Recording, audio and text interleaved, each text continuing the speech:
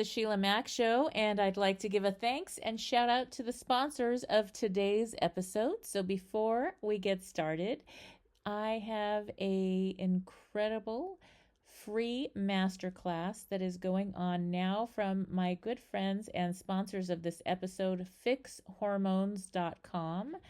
And so it's what every woman needs to know about hormone restoration.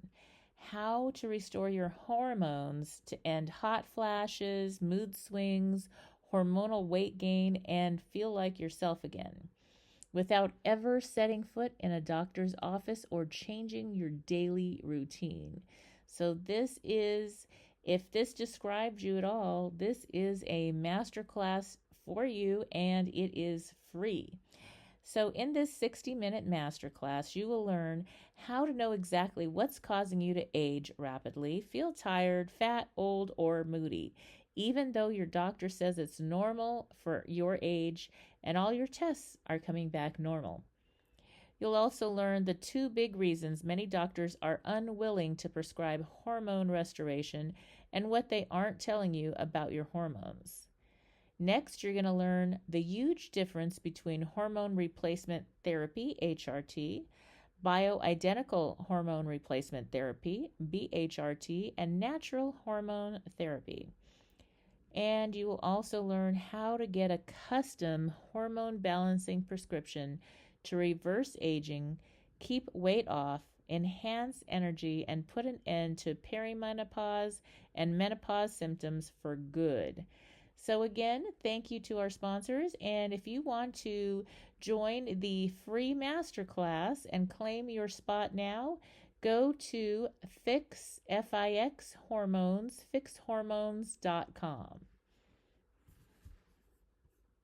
Are you ready for a reboot? Welcome to the Sheila Mac Show, reality at its finest. History reminds us those hit hardest often become the change makers. This year, we've all hit crazy economic, social, and emotional rock bottoms. We all get knocked down. Something hits globally, locally, personally. It affects our health, finances, our relationships. We have to recreate a business or career. Each show, Sheila and her special guest will be sharing their reboot stories, guiding you with real solutions to upgrade and up-level emotionally, mentally, physically, spiritually, and financially. Here on NBC's KCAAradio. If you're ready to pull yourself up by the bootstraps and bra straps, enjoy a listen. Here's Sheila. Welcome to the Sheila Mac Show, reality at its finest. Here we have real people sharing real stories and actionable steps to help you reinvent, rebuild, and reboot your business and personal life on your terms.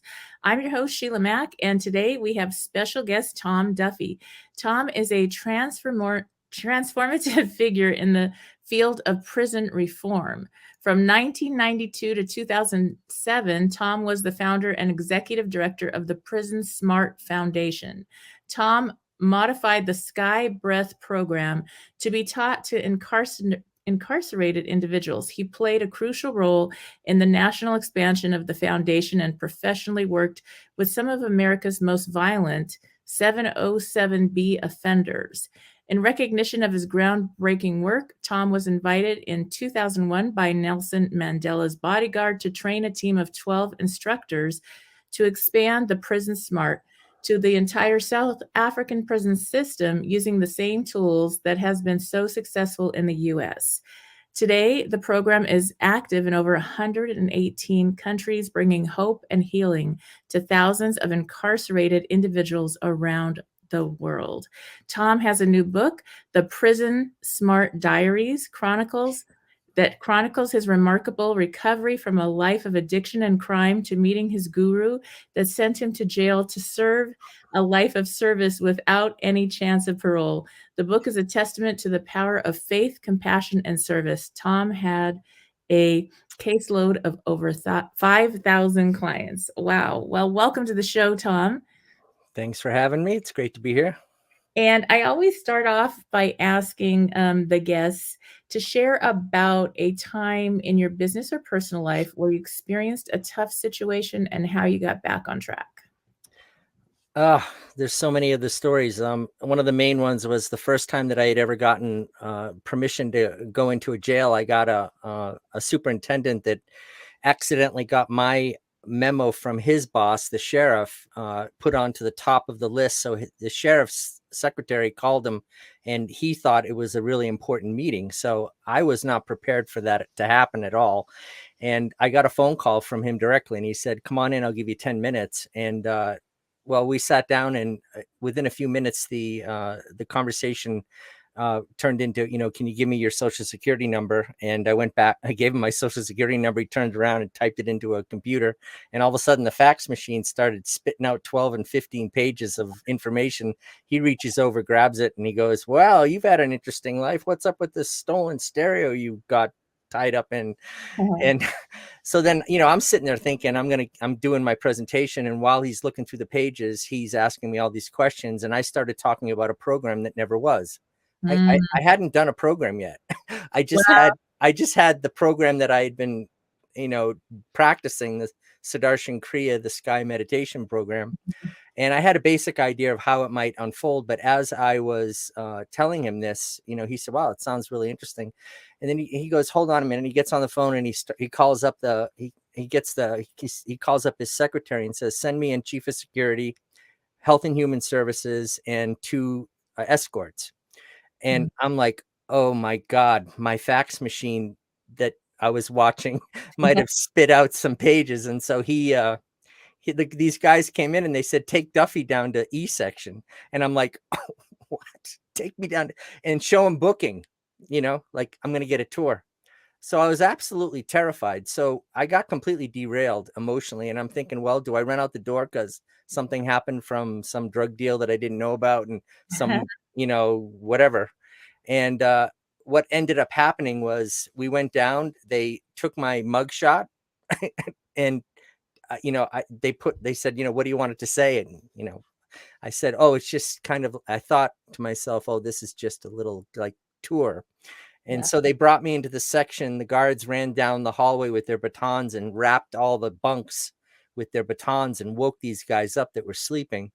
And I was totally horrified, because now I was actually being put into a situation of having to teach this program that never was. Mm. I was bullshitting my way on the front end with the superintendent, and I was making the outline in my head Right. live.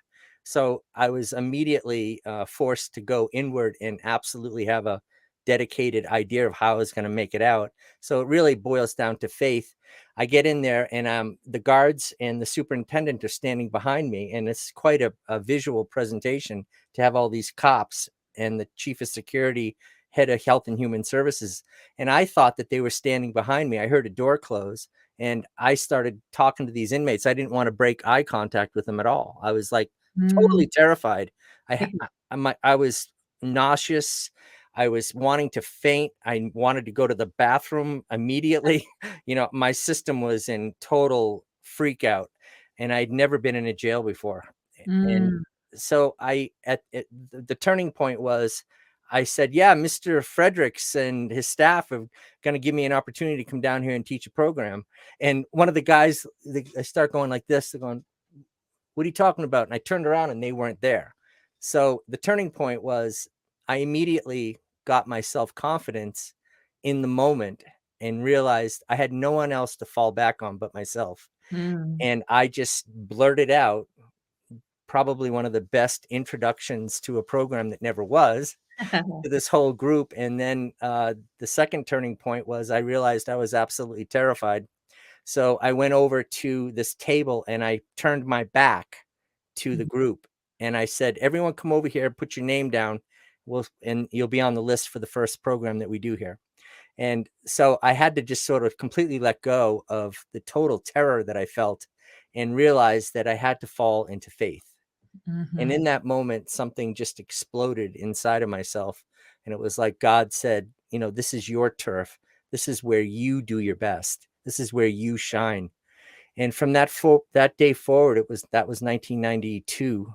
Um, the program just took off. And so that was my turning point, falling into faith. That's incredible. Long winded, but that I was it. love it. It's beautiful. Yeah, sometimes things flow through us when we're put on the spot like that, and it's exactly right. You can't memorize for something like that. No. It has to just show up. Yeah, I love that. That is incredible. And so you were really guided in some way or form to do this work. And tell me, when I was reading your bio, there was section 7013B. Oh, What level of 707B. that? What did that mean? Well, in the judicial system, incarcerated individuals are in different classifications. The most violent are called 707B offenders. Oh wow. So a 707B offender might be sitting there and have, if they have access to a pencil, and they Mm, feel anger, and they don't even understand why, but they'll just stick you in the eye with it. oh They're yeah. they're very violent, Oh, extremely violent. And so the kids, the primary kids that I worked with LA Probation at the VAP program, the Violence Alternative Program, were LA Probation's most violent gang members, all from rival gangs. mm, And I was the anger management, that well, I don't I don't know how I got the title, but the superintendent of the entire facility wrote me a recommendation letter and listed me as anger management specialist. wow. And I was like, well, if that's what I am, then that's what I am. So from that point on, everyone referred to me as, the psych staff would come over and go, oh, so you're the anger management specialist. They never asked where did I go to college, what Mhm. degree do I have? Where'd you get your doctorate? I'm like, they just never asked. They just said, can you come to my session on Saturday? I need someone to do some breathing. So these kids that I worked with were the most violent, and I ended up with them. I'll be real quick. I ended up with them by mistake, because every facility that I ever went into, I always put myself on the line integrity wise. And I said, look, give me your most violent, most dangerous, hard to handle individuals. And if you don't see a result in the first 45 minutes, I'll leave and you'll never see me again.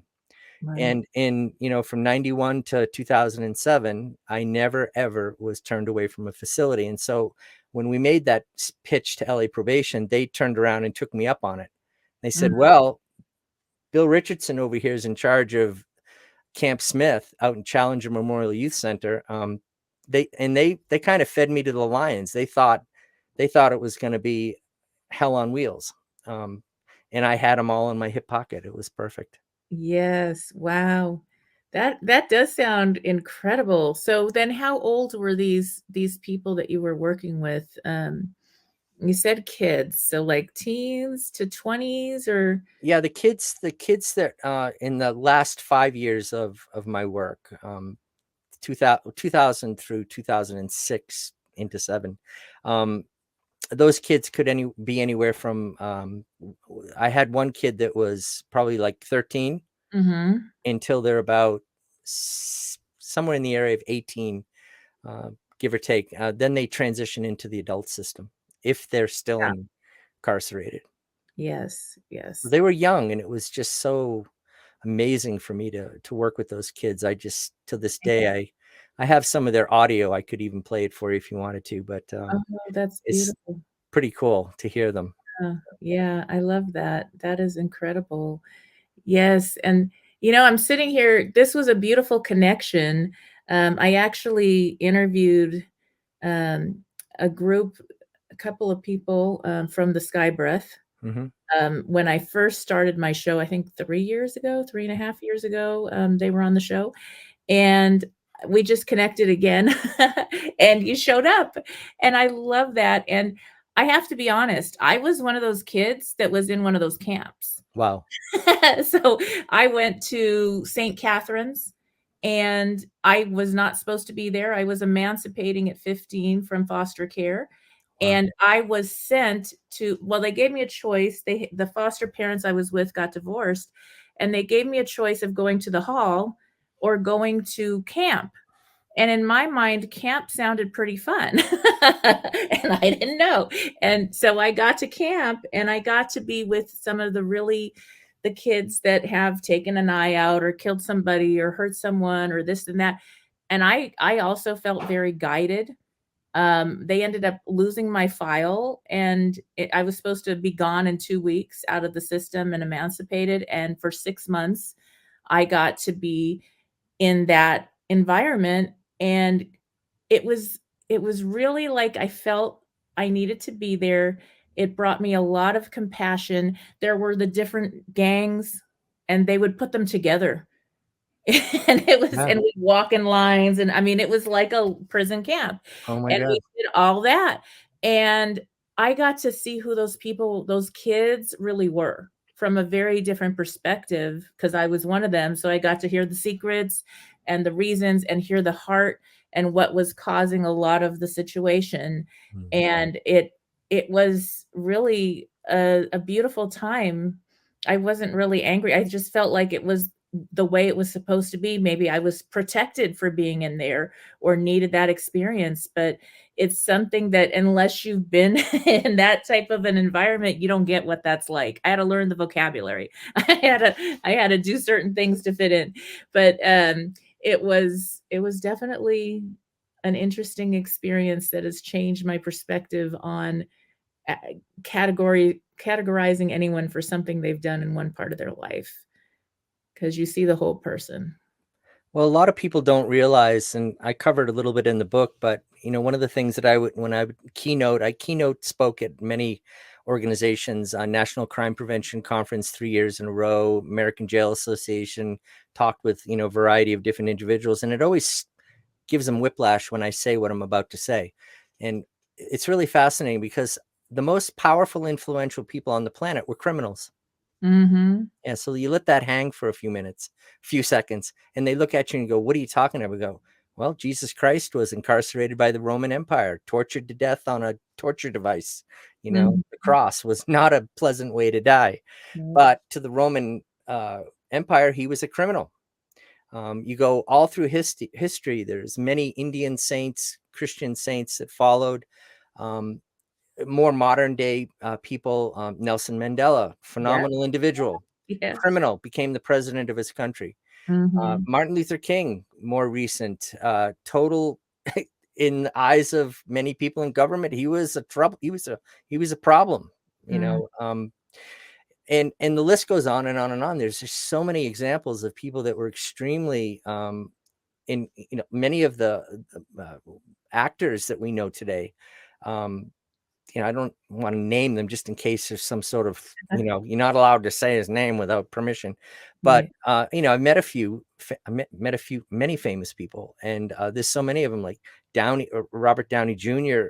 I was in Twin Towers teaching a course when he was being held. He had gotten busted for one of his cocaine charges. And Mm. I walked by a room that he was in. I didn't go in. You couldn't get close to him to say hi, but Twin Towers is a big facility in downtown LA, Mhm. and many rappers that are very successful and very influential with America's youth. They're great people. A lot of them saw a lot of really big stuff. And it's when you say stuff like that to people, their minds start to shift a little bit about, because they always say, "What the heck? Why did you want to work with criminals? What's the big deal? These people are monsters. Leave them alone. Let them rot in jail." And they would make these things, and I'd say to them, I'd say, "Okay, you want to hurt them, right? You want to punish them. You believe they should be punished, right?" And they say, "Yeah." And I go, "Just close your eyes for a moment. If you don't feel safe about closing your eyes, then just keep your eyes open and think of a person that you cannot accept. Mhm. Now think of a person that you can accept, that you love a lot. How did you feel when you did?" I'm doing this very fast. I'm not doing it like a process. Yeah. This would take a minute or two, but because of the speed of a podcast. Mm. And you ask them, well, genuinely answer the question. When you thought of the person that you could not accept, how did you feel? And they'll say, well, I felt heat. My I saw myself strangling them, and I just wanted to see them fall off a bridge and watch their head break, And I Mm. go, okay. And how did you feel when you thought about the person that you could love and accept? And they just explain all those beautiful words of love, acceptance, and peace. And I go, so who do you think gets hurt when you can't accept a person?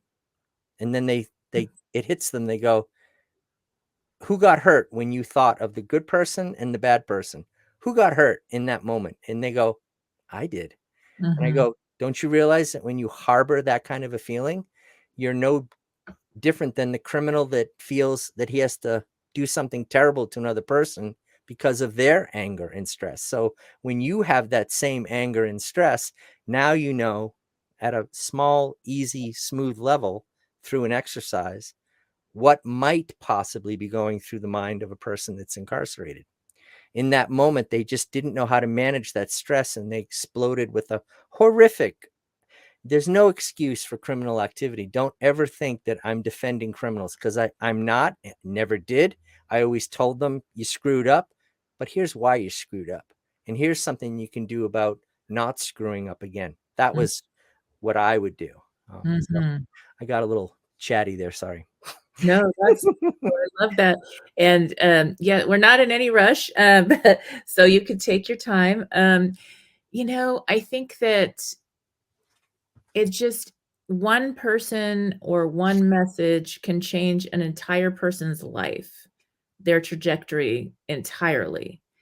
And so just to have that, and it comes from different people, places, and ways, and I think it's just beautiful that you all of a sudden got to do this program that showed up through you, and for all those people. I think that's beautiful. I'd love to understand, like, what is it like when you first start a group, or how does the process work, from the beginning to the end? Is it so many months or weeks, or what does that look like? And what type of transformations have you seen with the programs that you've created with the Prison Smart?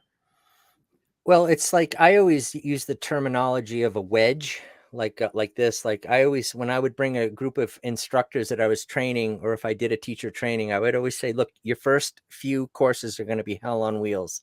Mm, And the first one is like a wedge. You go in and you jam into this circle, mhm, this ball, and it's a fight and it's a fight. And then you teach another course, and then the wedge goes a little further. You teach another course, the energy builds, it gets a little bigger. And then after 3 or 4 courses, it makes this circle that goes like this. And for some reason, it becomes very supportive. So in that process of wedging, basically the first stages are, there's a lot of kind of a wolf mentality, animalistic brainstem kind of mindset where people are sussing each other out. So you mm, walk in, first of all, you're a white person, mhm, and a majority of them are either Latino. I mean, I worked with a lot of, I mean, there's actually a lot more white people in jail than there is Latinos, but and African Americans, believe it or not. When you look at the FBI, Federal Bureau of Prisons, we have way more white people in jail than black people. There's an illusion that all the black people are criminals and that's who fills the jails. It's not the case. But there's you walk in and you have to suss them out. So I came up with a talk called Apples in a Basket. And I just one day, just it popped in my head. I saw that the room was like a basket of apples. I said, look, my name's Tom. You don't know me from, and I would cuss. I yeah. say cuss words because I talk their language. And I go, you don't know me from jack shit. And I said, and I don't know you for jack shit. And I said, but if we can look at each other like a basket of apples, Mm, there's walls, the basket, we can't go anywhere. We're all stuck in this bowl together.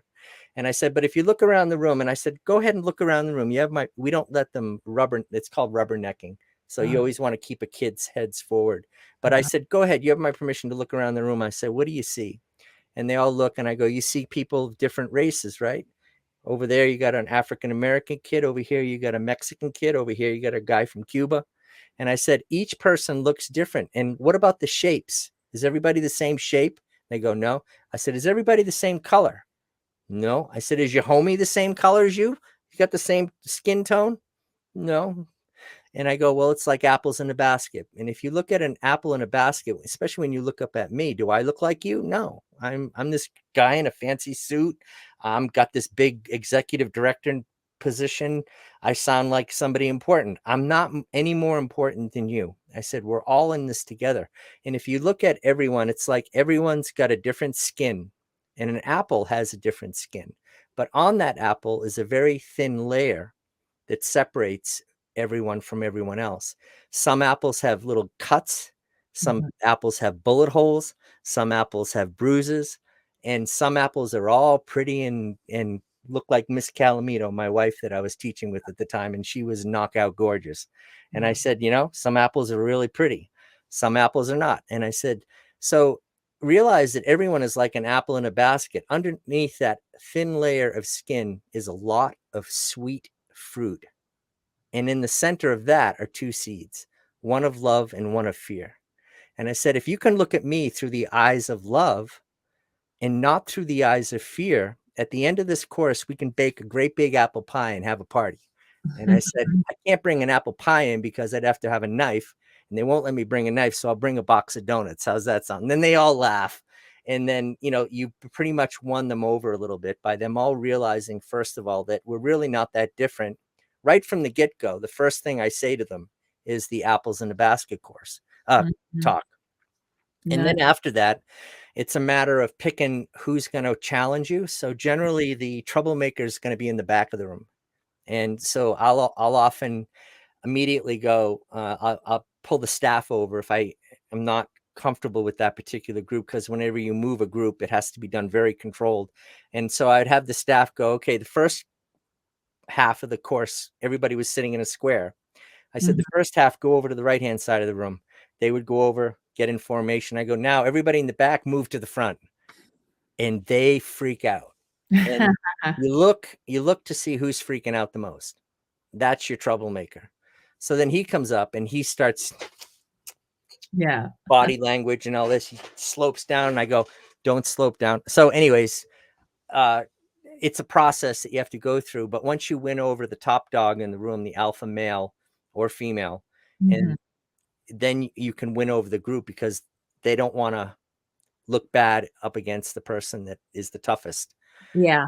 And so after they get over those layers or sheaths, it's like a lamp and putting cloths over it. When they first come in, there's a whole bunch of cloths over the lamp. But Mhm. with each sheath or layer of fabric that you take off, the light starts getting brighter and brighter, and the person starts shining through. And once you get them into that position, they feel the love within themselves, and there's that natural connection. And I always have to be very clear that love does not mean sex. Mhm. Love just means who you are, how you're wired. And I tell them, you're all wired for love. You're not wired for fear. That's why fear makes you so unhappy. But when you feel, you see your little baby or your auntie comes to visit, or you go to, someone does a nice thing for you, you feel that love. And so, you're all feeling joy right now. Mhm. You're feeling who you are. You're made up of a substance called love. You're not made up of a substance called fear. And so that's sort of how the beginning of a program usually starts. And then it's just maintenance and applying discipline, because to a juvenile, even actually most of us, to be honest with you, are still operating from a very juvenile based Mhm. memory of, what we learned as children. That's what makes us who we are as adults. And so the kids, to a kid, discipline means love, means that you care about them. And so the more discipline you show, the safer they feel Mhm. and the more willing they are to participate. So, Yes. and then as far as the transformations that I've seen, it's mind-boggling. Generally, the most men are conditioned in this world to not show emotion. Mhm. So you can always tell an expression of emotion, usually through different behavior. Often, when people are wanting to face off with you, it comes out in complaining. Uh, but a lot of them, you can see them. They'll do silly things, like they'll start going like this, Oh, and they'll go, "And pepper spray they sprayed in here last week when there was a fight, making my eye burn." right. And then you sit and you go, no, you don't want to take a position of, that's not why your eyes are burnt. You don't say that. You just Mhm. sit back and go, Yeah. he's tapping in. So, the transformations, it's just been mind boggling, because Most people think it's a big deal and it's going to be really hard for a criminal to find the softness in their heart.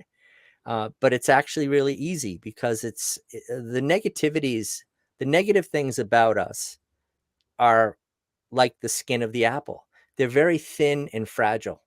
Yeah. That's why people that are very angry and bullies, you look at them and you go, they're such fragile, delicate people. They're Mm, very thin skinned, right. like the skin of an apple. So it doesn't take much time or effort at all to peel that illusion away. And, like we often, in the Art of Living courses that, we teach publicly, we often talk about how, if somebody gives you 10 positive compliments and then one negative, what do you go to bed sleeping? What do you go to bed thinking about at night? The one negative, but you've got 10 positives. And Mm, so what I often would say in reference to the work in the jails with criminals is that you have to realize that how people perceive themselves is often based on that very one negative that they picked up about themselves. I'm I'm not loved is usually the main one. mm, You didn't care about me. You weren't there when I needed you. And from there, it's a big deal, but it's actually very fragile and very thin and very easy to get through.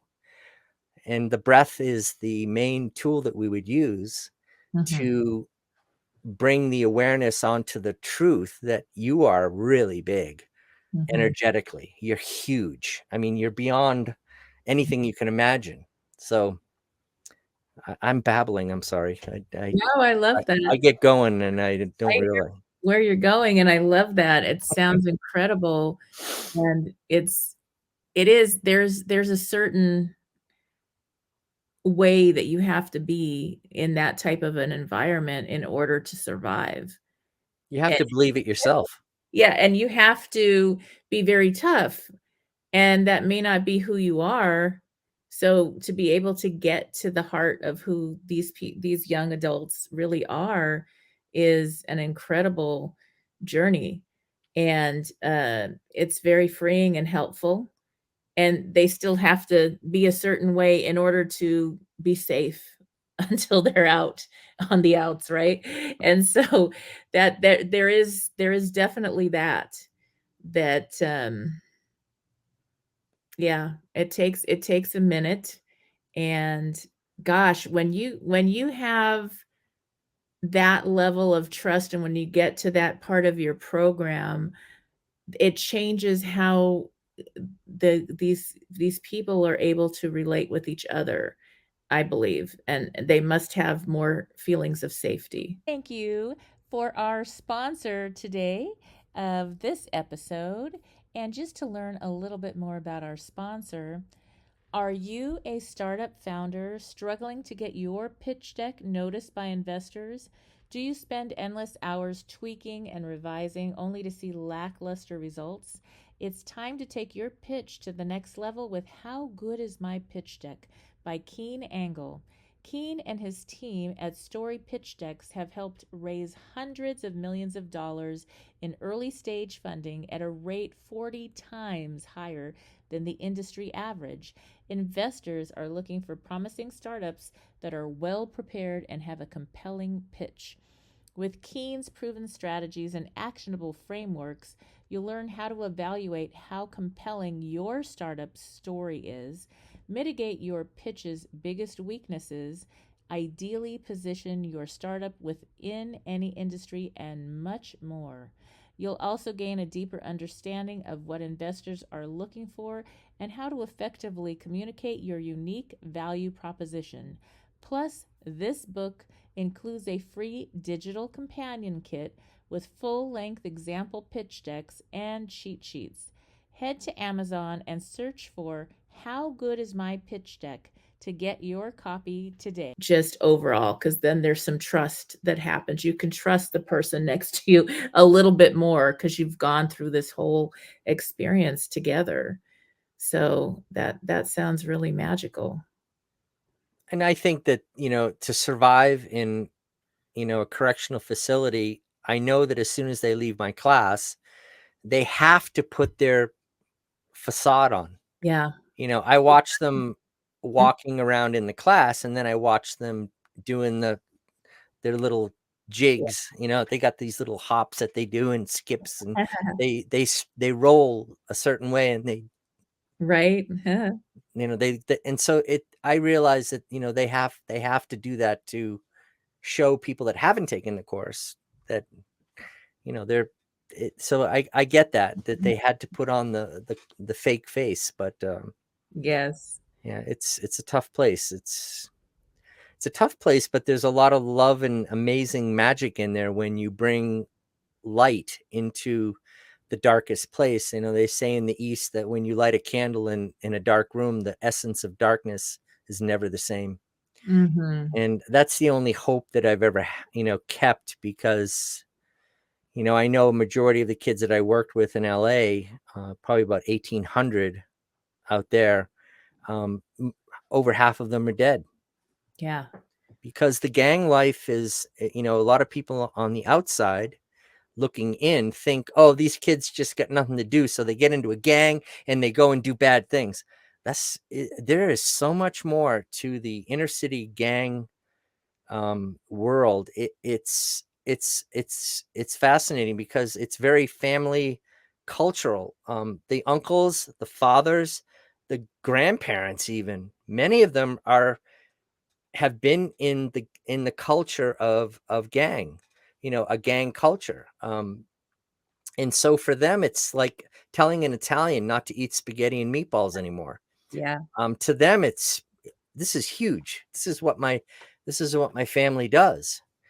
Mm. And there's a lot of misunderstandings about the gang culture in this country. I don't think most people have a clue. But Yes, and it takes a lot, and a lot of people that leave a gang, um, and get away from it are able to then go back and lead some of the other people out of that.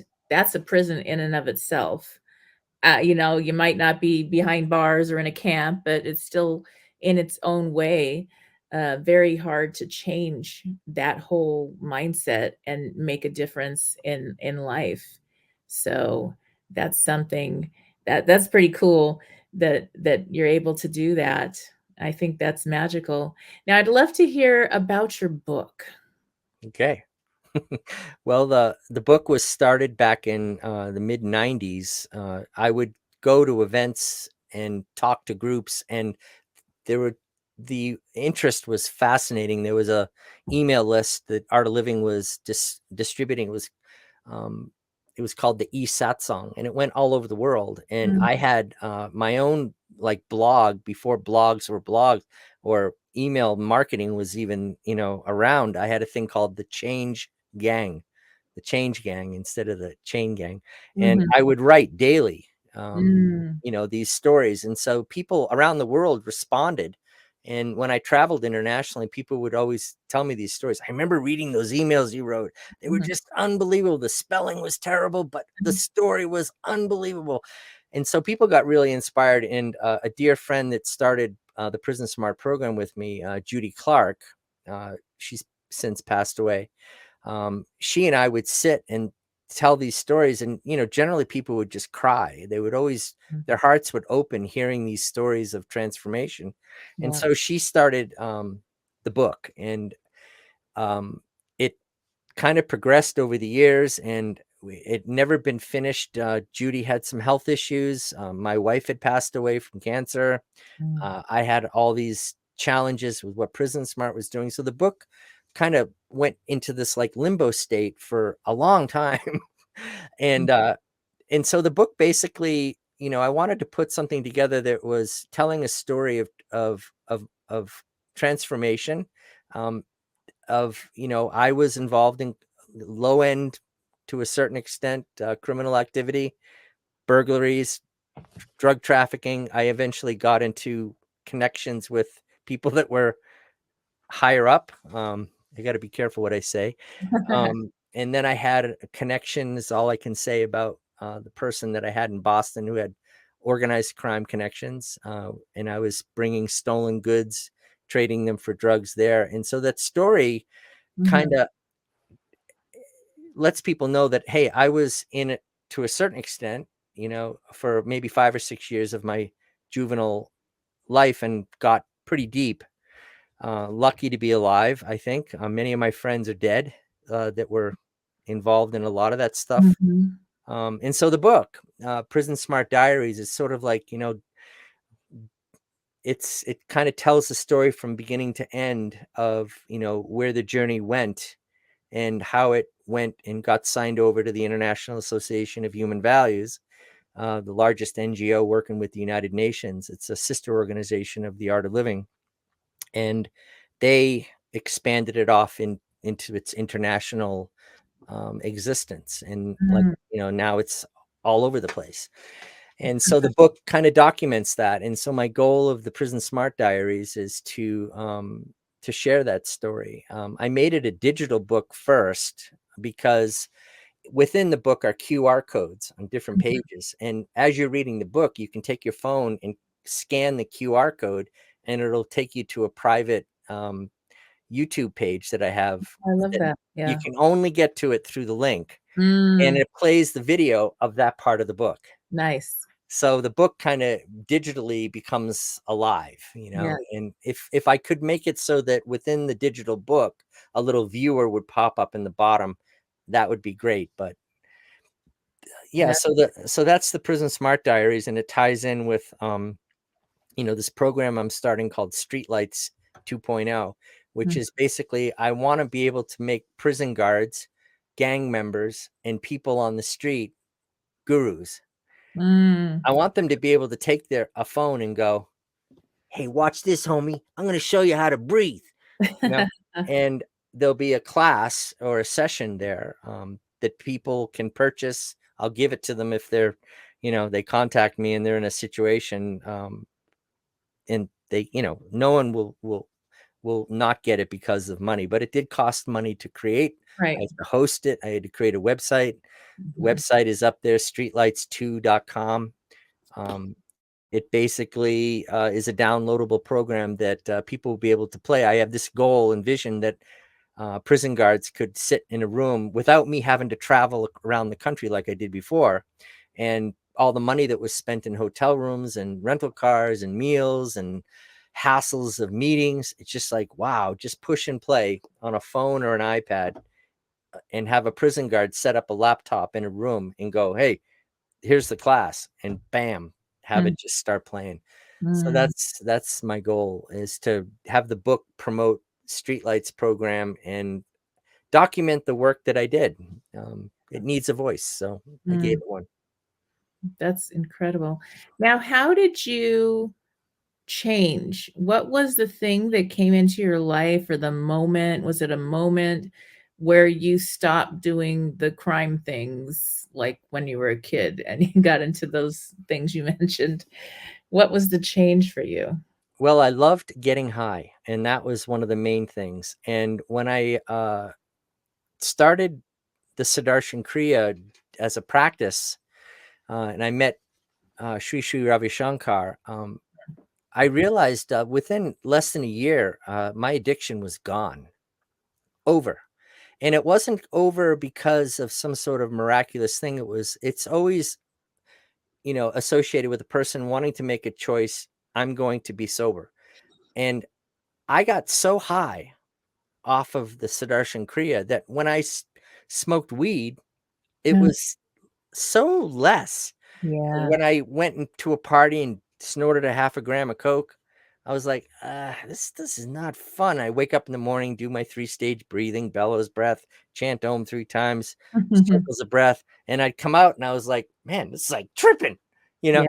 And I'd be like so trippy, like this is like the best high in the world. So somehow in my brain, there was a connection that I want to get high. I don't want to ever change that, but I want to be high naturally.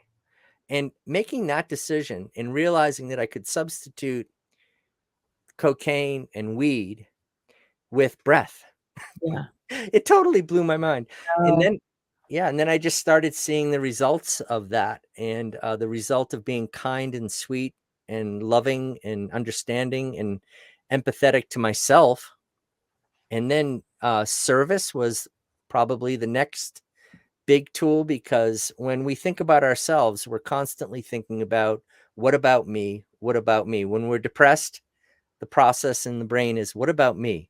What about, Mhm. look what happened to me. Look what I did. And the brain dwells and becomes very, very depressed. It's a technique for becoming depressed. Just Yeah. constantly think, what about me? What about me? What about me?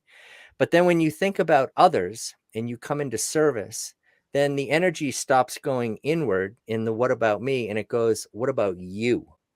What Right. about that homeless person? What Mhm. about that prison? What about, and that's expansion. So a combination of getting high naturally on the breath. And I keep all those drugs that I used to take. I've got a little surplus in my house. I've got a Mhm. medical kit. I've got antibiotics. I've got the pain meds. I've got barbiturates in the house.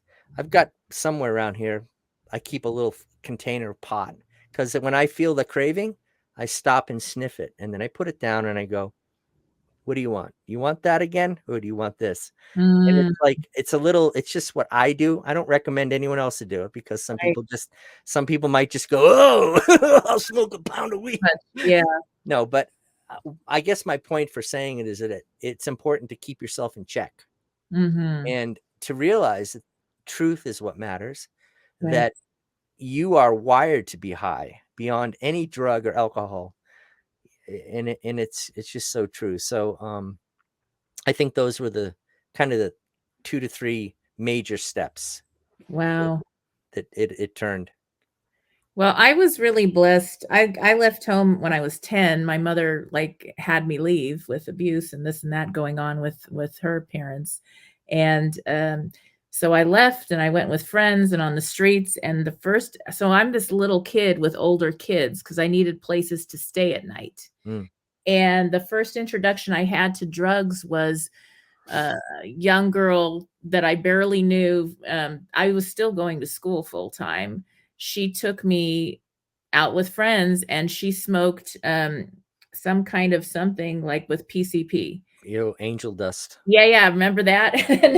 And I didn't know how to inhale. Terrible. Like, Oh, I literally was 10 and a half maybe. So I had no idea, and I didn't wanna look stupid, and I was like, "No, I'm good. I'm gonna go over here," and I tried to be real cool about it. And she, overdosed, but she survived that wow. night, and her mother was so mad at me, and I was like, "I don't even know what that is. Like, I have no idea what's going on." Oh, her mom blamed me, but she lived. And that was like that experience, literally was like, "I'm not doing that." And I mean, I don't do the ayahuasca, none I don't care what they call it, it's a drug, and I don't no judgment, but it's just nothing I really got into because of that experience, and I think that might have been, source, universe, God, whatever you want to say, just, you know what? We're going to show you that this is not the road to take. So, I'd love to learn where and how people that might be interested can get your book, as well as how, if they're interested, maybe they have a program or they're working with people that are in the system, Hmm. and they want to have Sky Breath and this program or something similar come in and help them. How can they connect with you on all that? Well, if why don't we look at it as like a part A, part B. Okay. So part A is the Tom Duffy book, and part of that is the Streetlights program, which is nothing proprietary to Art of Living. It's stuff that's, you can actually just find a lot of it on YouTube, but it's put into a little packet for people, and that's purchasable. Is that a word? Yeah. You're able to purchase it. I had a Right. kid once say, how is the program? He said, it's relaxable. Oh, I like that. There you So go. sometimes I say purchasable, and I think purchasable. But anyways, so the part A would be the, purchasing the book for sure. You can go to Amazon.com and do a search for The Prison Smart Diaries. It'll Mhm. pop right up. You purchase it. You don't need a Kindle to read it. You can download the app. If someone's in a facility and they'd like a sort of push and play, easy to go program, the streetlights2.com website, it's able to be purchased and downloaded from Thinkific, which is the platform that I'm using. Mhm. Okay, so that part B would be, if you want Sky Breath, brought into your facility more in depth, then you contact the Art of Living has the prison program. They're calling it the prison program now, which is basically the extension of Prison Smart that I had started in North America. Yeah. And it's usually on the IAHV website, IAHV, I think it's .org. And there's links on there for programs that International Association for Human Values oversees. And I'm currently on staff with the Project Welcome Home Troops program, working with veterans. Nice. So I do that weekly. And that's sort of my ongoing connection and blessing from my time with Art of Living. I just love working with the veterans now. And they have a much, once we signed over Prison Smart that I had done in 2007, after Terry had passed away, I was wiped out. My wife died of cancer. Yeah. I needed to recharge, regroup, just sort of, I was too wiped out energetically, emotionally to Yeah. do what we call taking the seat, being a teacher. And so we signed it over, handed over the checking account, handed them a whole bunch of money, handed them all the success. And now it just, it's just one big river. It was never really separate anyways, but it's one big river of success. And so for the larger programs, IAHV has Gabriella Savries, I think is her last name. Gabriella is overseeing that program for them, and they can contact about funding and doing the larger program. And so it's pretty exciting. That's beautiful. Yes. That's incredible. Well, thank you, Tom. And I always end the show with a question. So my question for you, what would you do if you could go back in time and talk to your younger self? Maybe that one that was going down some interesting roads. What would you tell the younger you? Don't change a thing, because it was like I would just say don't change a thing, because all that experience that I had of pain and suffering blossomed all the love and compassion that Yeah. made Prison Smart what it became. And it's huge. It's Yes. giant program. Incredible. I love that. Well, thank you again for being a guest on the show. And for those tuning in, we'll be back after these messages. Thank you again, Tom. All right. Thank you. Take care. Okay. If you are just tuning in, this is NBC's Sheila Mac Show here on KCAA Radio, the station that leaves no listener behind. I'm your host, Sheila Mac, and I have some news for you. Yes, you. I'm celebrating my 3rd year now on the station, and will be expanding the show to a global network as well. You may now find the Sheila Mac Show on all major podcasting channels, and if you have not subscribed to my YouTube channel, all the episodes are now available for viewing there as well. And I'm asking you for a quick favor. If you like the show, please help support the spread of this reboot channel on YouTube as well. My goal is to help as many people as possible through our interesting times to rebuild, reinvent, and reboot your business and personal life. I also wanted to share a little bit more about how I got here, what I do now, and how designing a business career and life on your terms is more than possible at any age or stage in life. I am an enterprisingly forward-thinking consultant, show host, and best-selling author. But how did I get here? Well, I began my career as an entrepreneur and property investment strategist back when I was 23 years young, when I boldly quit my government job with NASA JPL to open my first of 5 large gift stores, while also starting to invest in property. I got to work with some of the world's most loved companies, such as negotiations on leases with Warner Brothers, and winning trips to London as the top-selling Crabtree and Evelyn provider in the U.S. for multiple years. My stores were built on heart as I gave back to the community I came from. So now, some of you know this and some of you don't know this, but as a young girl with parents who were not well enough to care for me, I was homeless at age 10, then in foster care, where it was really hard to get a job while in the system. I finally emancipated at the age of 15 to start college early. While running my stores, I worked with a government program. Back then, it was called Job Training Partnership Act, making my stores an open source training site where close to 200 at-risk youth started their careers. Yes, I began my career helping business leaders and working professionals to design a life they love where they can have success in their careers and get to the business of life. See, a funny thing happened along the way. When I first opened my gift store, it was kind of crazy because I was this young upstart. That's what a lot of the store owners called me. My first store was in Montrose, California, in this sweet little hometown shopping park with other stores and restaurants nearby. And so I was the young upstart that didn't know what she was doing. At least that's what everybody said. And I didn't really care what they said. At that age, their opinion was like, I don't really care. So that was probably a really good thing because I stayed focused on what I needed to do. And I had negotiated to lease out a 5,000 square foot gift store that needed a lot of work, and I got free rent and for about 6 months, and I had to start making the rent, which was $5,000 a month, which was a lot of money back then, $1 a square foot. And so I had to learn and relearn.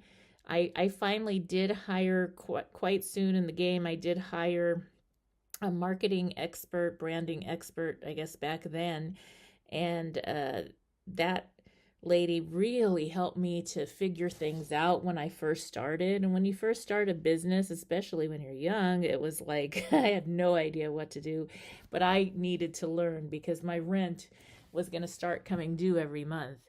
And over that time, I started having more success. I did crazy things like stayed open until almost midnight every night, along with the restaurants who were very close to my store, while everybody else closed shop at about 5 or 6 p.m.